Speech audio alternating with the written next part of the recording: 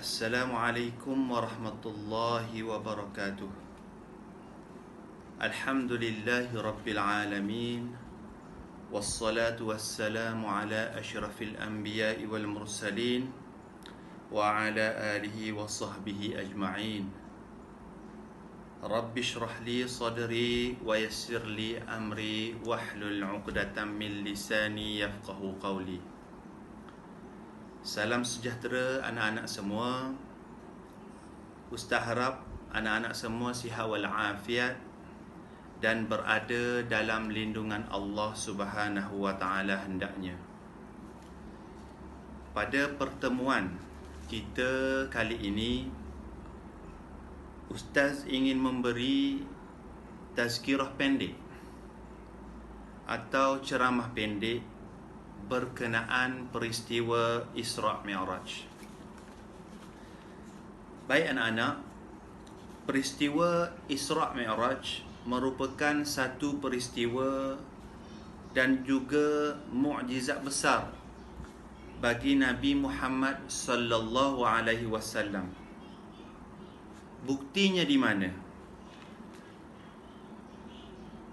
Allah telah menyebut dalam Al-Quran pada surah Al-Isra' ayat 1 yang berbunyi, Bismillahirrahmanirrahim. Subhanalladzi asra bi'abdihi laylan minal masjidil haram ilal masjidil aqsa alladzi barakna hawlahu linuriyahu min ayatina innahu huwas sami'ul basir.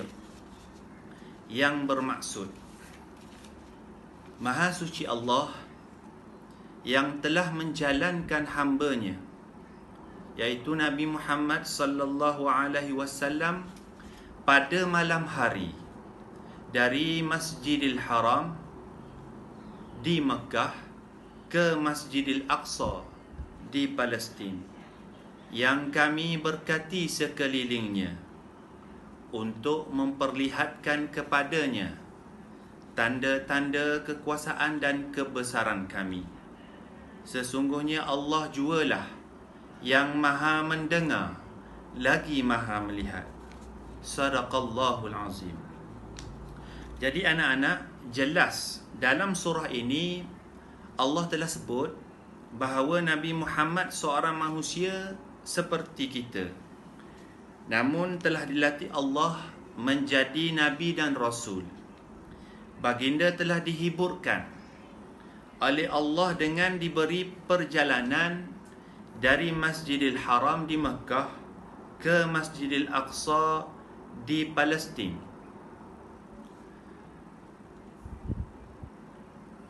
Baginda diberi perjalanan itu anak-anak kerana pada tahun itu dikenali sebagai Amul Huznu, tahun yang sedih bagi baginda.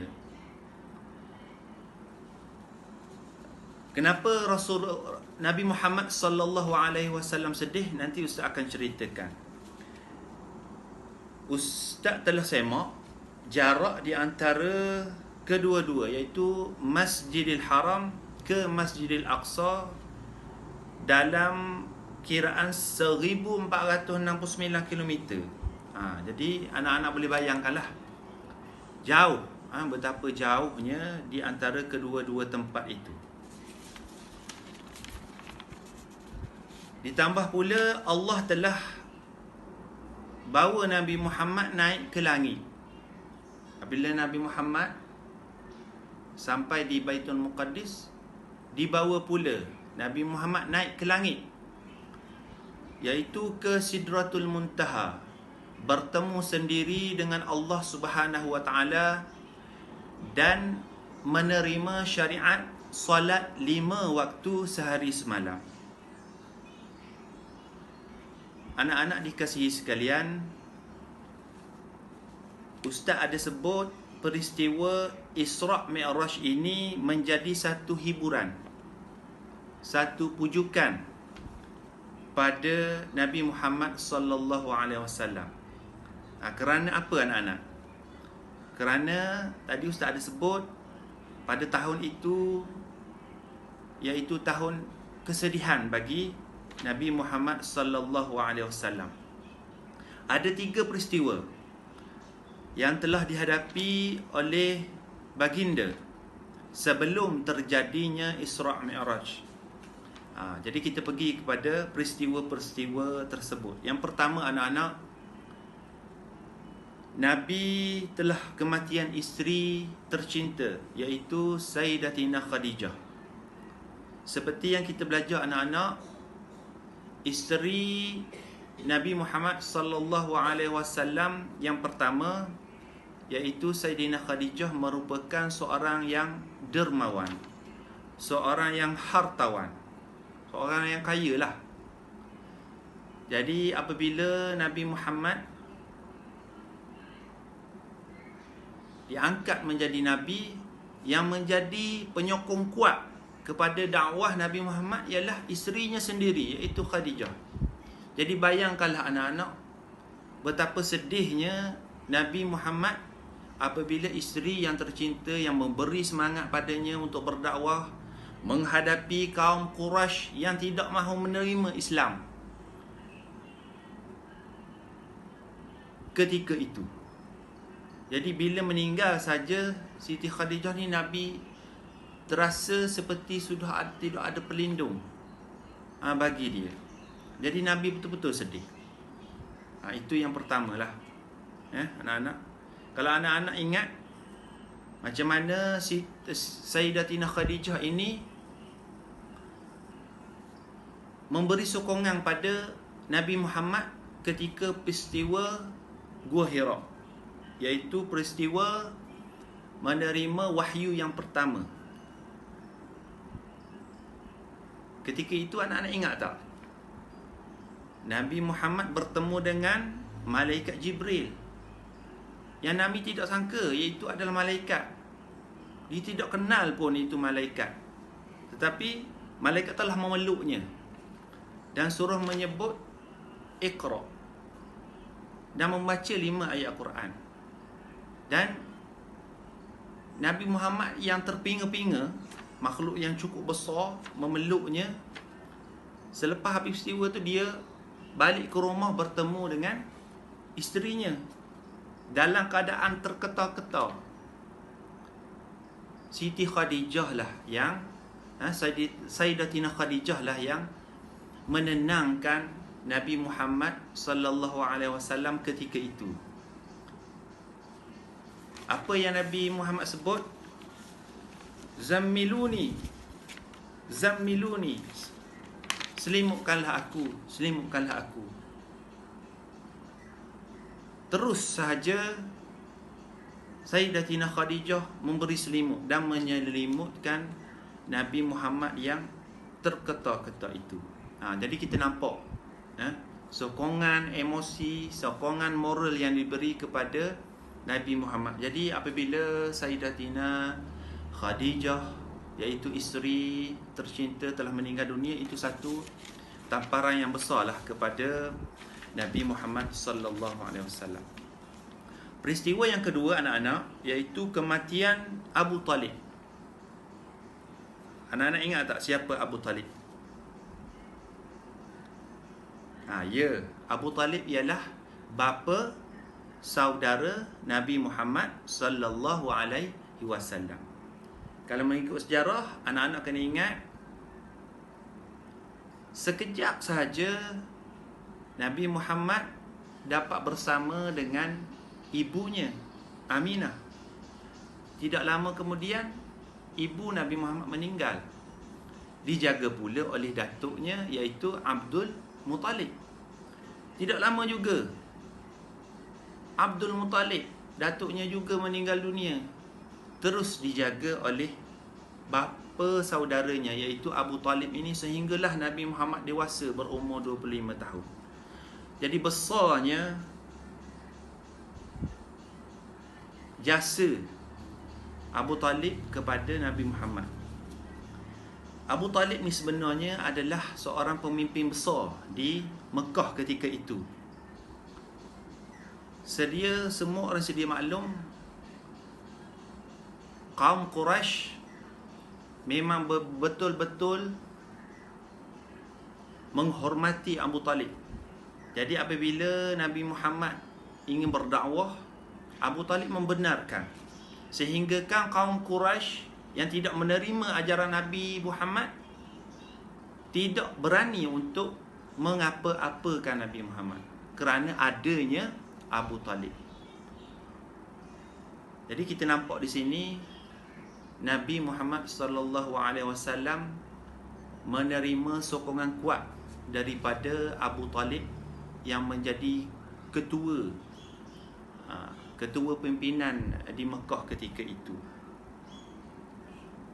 Jadi apabila Abu Talib ni meninggal, satu kali lagi tamparan yang hebat pada Nabi Muhammad sallallahu alaihi wasallam.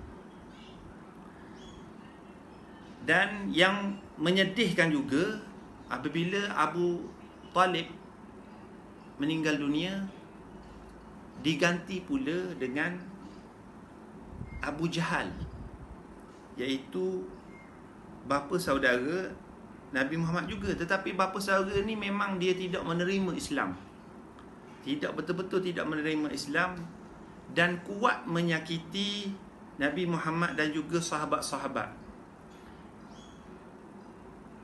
Bahkan Abu Jahal mengatakan pada Nabi ni gila dan memboikot mereka ni. Kalau para sahabat orang Islam ketika itu di Mekah nak membeli, kaum Quraisy yang lain boikot, tidak mahu menjual. Kalau orang Islam mahu menjual, kaum Quraisy tidak mahu membeli. Sehingga kan umat orang-orang Islam di Mekah ketika itu berada dalam kelaparan. Betapa teruknya Nabi Muhammad dan juga para sahabat hidup di Mekah pada ketika itu. Ini memberi satu kesedihan yang mendalam kepada Nabi Muhammad sallallahu alaihi wasallam.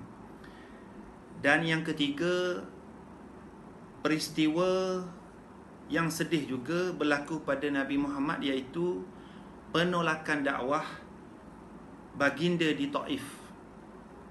Seperti yang kita sedia maklum, Taif tidak jauh daripada Mekah, satu tempat di mana tempat itu subur dan juga keadaan ekonomi yang baik.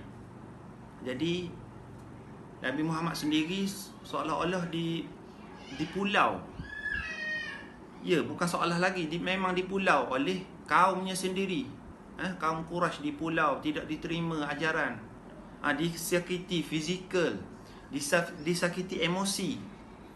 Jadi Nabi Muhammad mahu berdakwah di Taif, tapi malangnya orang-orang di Taif tidak menerima dakwah Nabi Muhammad sallallahu alaihi wasallam. Jadi anak-anak lihatlah, tiga perkara ini memberi satu tekanan kepada Nabi Muhammad.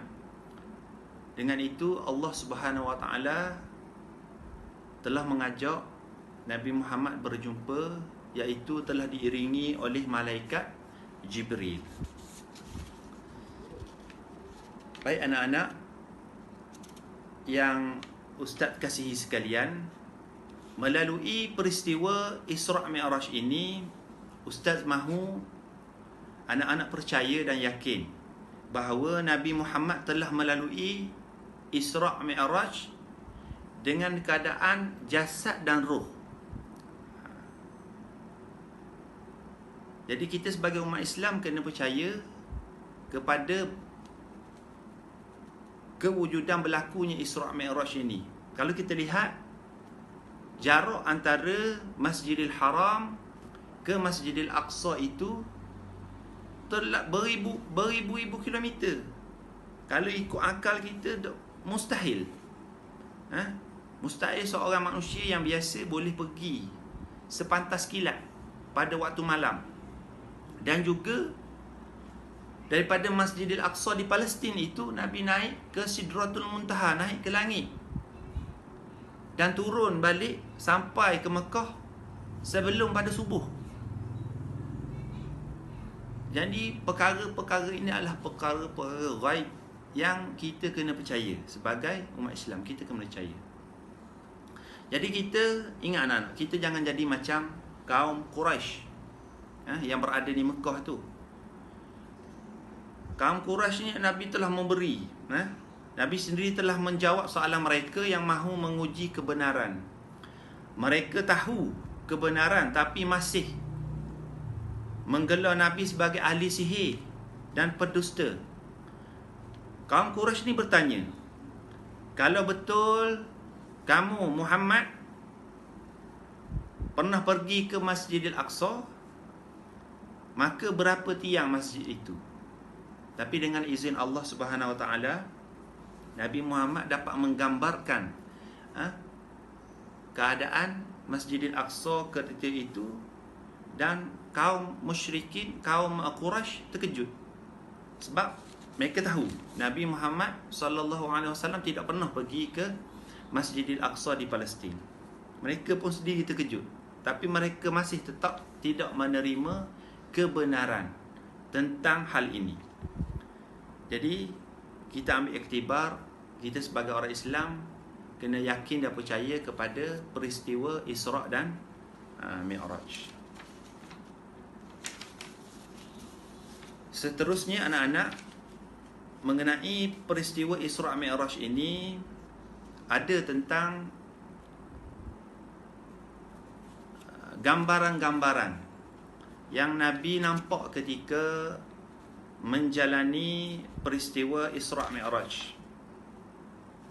Gambaran-gambaran Nabi pergi melakukan Isra' Mi'raj ini, daripada Mekah pergi ke Baitul Muqaddis, lepas tu naik ke Sidratul Muntaha, berjumpa dengan Allah Subhanahu Wa Taala,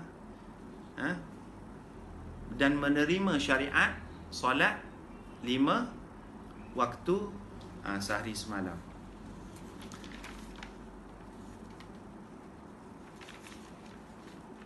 Yang pertama, Nabi, sebelum itu anak-anak, Ustaz mahu cerita sedikitlah bagaimana Nabi Muhammad sallallahu alaihi wasallam menerima sendiri syariat solat 5 waktu sehari semalam daripada Allah Subhanahu Wa Taala. Pada peristiwa Isra' Mi'raj, dalam perjalanan daripada Masjidil Aqsa ke Sidratul Muntaha di langit, Nabi bertemu dengan beberapa orang Nabi, antaranya Nabi Musa. Setelah Nabi berjumpa dengan Allah Subhanahu Wa Taala di Sidratul Muntaha di langit, Nabi membawa syariat 50 kali solat pada kali pertama. Apabila Nabi turun, bertemu dengan Nabi Musa. Nabi Musa berkata kepada Nabi Muhammad, "Ya Muhammad, pergi naik kembali, berjumpa dengan Allah, minta kurang." Sebab Nabi Musa dia kata, aku telah pun menyuruh umatku solat, tak banyak pun suruh, tapi kaumku sendiri tidak dapat buat. Jadi aku rasa 50 kali solat untuk umatmu tu benda satu yang berat. Jadi Nabi Musa menggesa, menyuruh Nabi Muhammad naik, berjumpa semula dengan Allah Subhanahu Wa Taala untuk kurang daripada 50 kali solat, sehinggalah dapat pengurangan kepada 5 kali. Nabi naik turun sekali, naik dapat pengurangan 5 kali solat. Jadi banyak kali Nabi naik turun sehinggalah pada kali yang terakhir Nabi menerima 5 kali. Berjumpa lagi dengan Nabi Musa. Nabi Musa kata, naik lagi ya Muhammad, naik lagi, minta kurang lagi. Tapi Nabi Muhammad kata dia dah malu dengan Allah Subhanahu Wa Taala. Dan alhamdulillah lah, kita ni kena berasa bersyukurlah. Yang pertama tu, kita kena berterima kasih kepada Akidah kita, kepercayaan kita, kita kena berterima kasih kepada Nabi Musa kerana Nabi Musa memberi nasihat kepada Nabi Muhammad supaya meminta kurang daripada Allah SWT, daripada semayang 50 kali waktu tu kepada 5. Bayangkanlah kalau tidak adanya, kalau tidak ada berlakunya peristiwa ni, boleh nyolah tak kita semayang 50 kali sehari.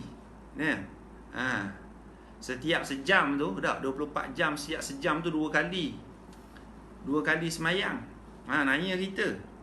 Jadi kita kena bersyukurlah dengan apa yang telah diberikan pada kita. Kewajipan kita iaitu sembahyang 5 waktu sehari dan semalam. Baik, Ustaz harap anak-anak dapat faham apa yang berlaku di dalam peristiwa Isra' dan Mi'raj. Namun begitu anak-anak, Ustaz nak ceritakan sedikit beberapa gambaran-gambaran yang Nabi nampak ketika perjalanan baginda dalam peristiwa Isra' Mi'raj tu. Apa yang Nabi nampak, apa yang diberi gambaran kepada Nabi. Dan gambaran-gambaran ni ada yang sahih, ada riwayat dia, ada hadis ni yang sahih, ada yang tidak. Jadi Ustaz nak anak-anak dengar baik-baik. Jadi apa yang sahih kita ambil iktibar. Apa yang tidak sahih kita jangan terima dan kita jangan sebarkan pada orang. Kita kena ingat. Sebab kalau perkara riwayat ataupun hadis yang tidak sahih kita sebarkan menjadi satu dosa. Dosa besar kerana Nabi memberi larangan. Siapa yang berdusta tentang aku, Nabi kata dia bukan daripada kaumku. Kita memang tak mahu. Kita memang kita nak jadi umat Nabi Muhammad dan menerima syafaat Nabi di akhirat, di hari kiamat nanti. Jadi anak-anak kena jaga-jaga tu. Baik. Beberapa gambaran apa yang Nabi nampak ketika menjalani peristiwa Isra' Mi'raj, iaitu yang pertama, Nabi nampak perempuan ramai dalam neraka. Kenapa? Perempuan ni kenapa ramai di neraka? Kerana perempuan ni tidak terima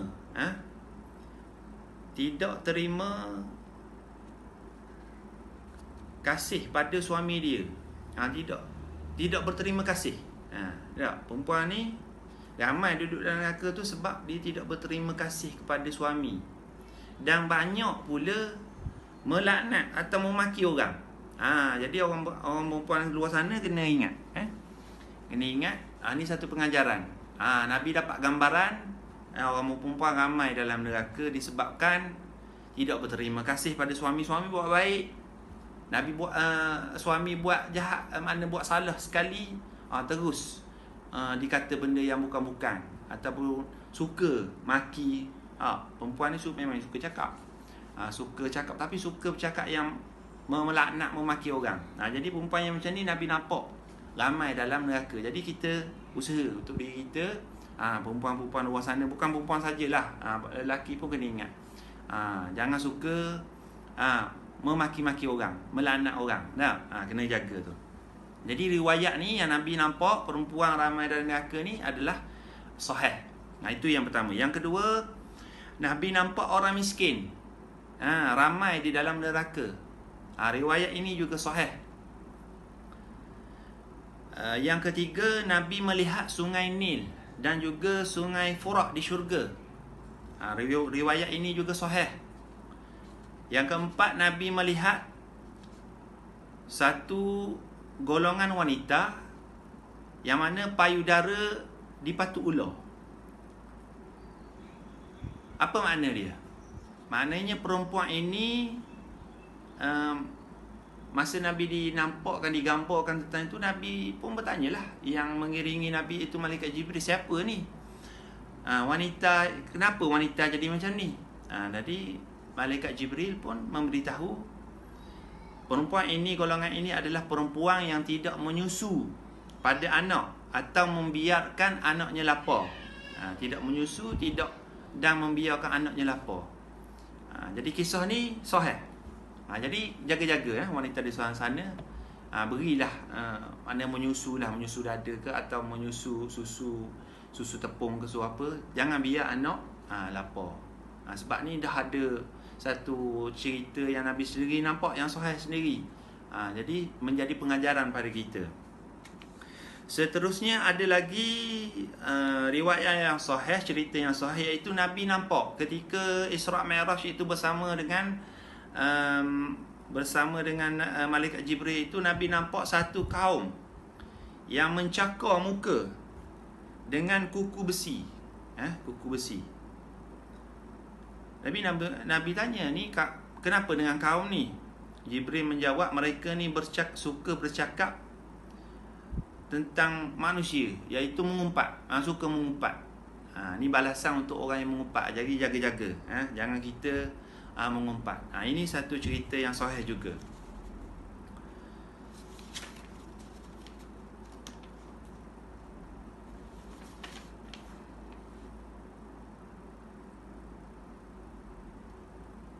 Baik anak-anak, itu antara kisah-kisah yang sahih yang kita boleh mengambil iktibar. Namun begitu berlega lah, dalam WhatsApp ke, dalam Telegram ke, perkara-perkara yang cerita-cerita yang tidak sahih, yang direka-reka. Hadis tu direka-reka dan disandarkan kepada Nabi Muhammad. Bila sampai je waktu peristiwa Isra' Mi'raj ni, disebarnya kan cerita-cerita, hadis-hadis yang tidak sahih ni. Jadi anak-anak ingat, kalau tahu tentang peristiwa-peristiwa ni, tolak, jangan sebar pada kawan-kawan, jangan sebar kepada siapa-siapa, dalam WhatsApp ke, dalam Telegram ke, dalam Facebook pun, iaitu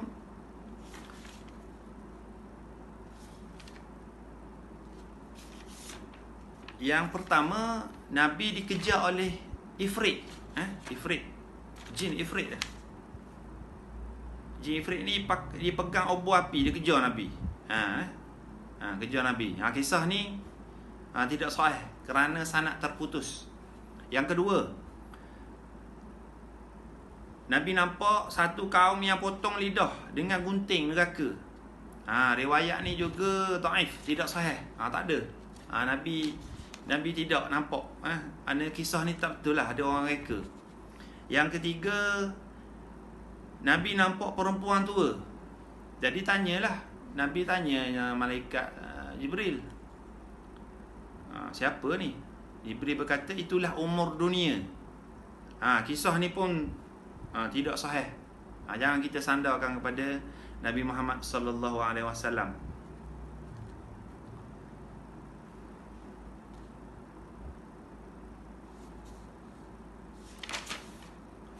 Seterusnya, kisah Nabi nampak masyitah. Kalau ada orang cerita Nabi nampak masyitah pada peristiwa Isra' Mi'raj, ini tidak sahih juga. Seterusnya, tentang Nabi nampak perempuan digantung dan diikat payudaranya dalam neraka. Digantung terbalik. Lepas tu payudara pula diikat. Tak tahulah maksud dia tu apa, tapi kisah ni palsu. Jangan kita percaya ataupun sebar tentang kisah ini. Seterusnya lagi, Nabi nampak satu kaum bibirnya macam bibir unta. Bibir unta besar, tebal. Belah atas ni tebal, sampai menutup hidung, dan belah bawah ni sampai menutup perut. Dan dimasukkan ke dalam mulut tu batu api neraka. Jadi dia nak cerita, orang yang buat cerita ni, dia kata inilah orang yang makan harta anak yatim. Kisah ini juga tidak ada riwayat yang sahih. Tidak sahih. Yang kita sebarkan, jangan kita percaya. Seterusnya, kisah tentang Nabi melihat kaum yang mengetam gandum. Ambil gandum, potong, tumbuh lagi. Potong, tumbuh lagi. Gambaran apa tu, ustaz pun tak pastilah. Cerita ini juga tidak sahih. Yang seterusnya, kisah yang tidak sahih yang dikaitkan dengan Isra' Mi'raj, iaitu Nabi nampak satu kaum perut dia besar, kembang. Perut besar kembang, di dalam perut tu pula besar, dalam perut tu ada penuh dengan ular. Jadi nak beri gambaran pada kisah orang yang memakan riba lah. Kisah ni juga tidak sahih. Jadi anak-anak, apa yang Ustaz ceritakan tadi, yang sahih tu kita ambil sebagai iktibar, yang tidak sahih tu kita buanglah, makna kita tidak mengikutlah. Jadi anak-anak yang dikasihi sekalian, sebagai tambahan kita kena ingat Nabi Muhammad sallallahu alaihi wasallam diperjalankan oleh Allah Subhanahu Wa Taala daripada Masjidil Haram di Mekah, iaitu di tempat Nabi sendiri, ke Masjidil Aqsa, iaitu jauh sana di Palestin sana, yang jauh beribu-ribu kilometer. Dan yang mengajak Nabi adalah Jibril, mengajak Nabi berjalan. Nabi naik satu kenderaan, iaitu kenderaan dipanggil Buraq. Buraq. Sebelum pada perjalanan tu, malaikat bawa air Zam-Zam dan belah dada Nabi. Ni kisah yang benar, belah dada Nabi. Seterusnya malaikat Jibril mengeluarkan jantung dan dicuci jantung Nabi itu dengan air Zam-Zam. Diletak kembali, dimasukkan iman dan hikmah ke dada Nabi Muhammad sallallahu alaihi wasallam untuk bertemu dengan Allah Subhanahu Wa Taala. Tentang kenderaan Nabi tadi, Nabi naik satu kenderaan, iaitu Buraq. Buraq ni anak-anak, Buraq ni daripada perkataan baq, iaitu kilat. Jadi binatang buraq ni laju. Gambaran dia adalah binatang putih, saiznya besar sikit dari keldai dan kecil daripada baral. Bunyi kita pernah mendengar perkataan orang sebut baral kan. Baral tu maksud dia kacukan kuda dan keldai, maknanya tak besar lah daripada kuda. Maknanya gitulah keadaan Buraq ni. Buraq ni Nabi menunggang Buraq ke Baitul Maqdis. Ditunggang sepantas kilat sampai ke Baitul Maqdis. Ini mukjizat, mukjizat Nabi Muhammad sallallahu alaihi wasallam. Jadi apabila Nabi sudah berada di Masjidil Aqsa, Nabi solat. Setelah Nabi solat di Masjidil Aqsa itu, keluar saja daripada masjid, sebelum pada naik ke langit ke Sidratul Muntaha, bertemu dengan Allah. Sebelum naik tu, Jibril telah membawa bekas arak dan juga susu. Dua benda bawa kepada Nabi. Bekas arak, satu bekas arak, satu susu.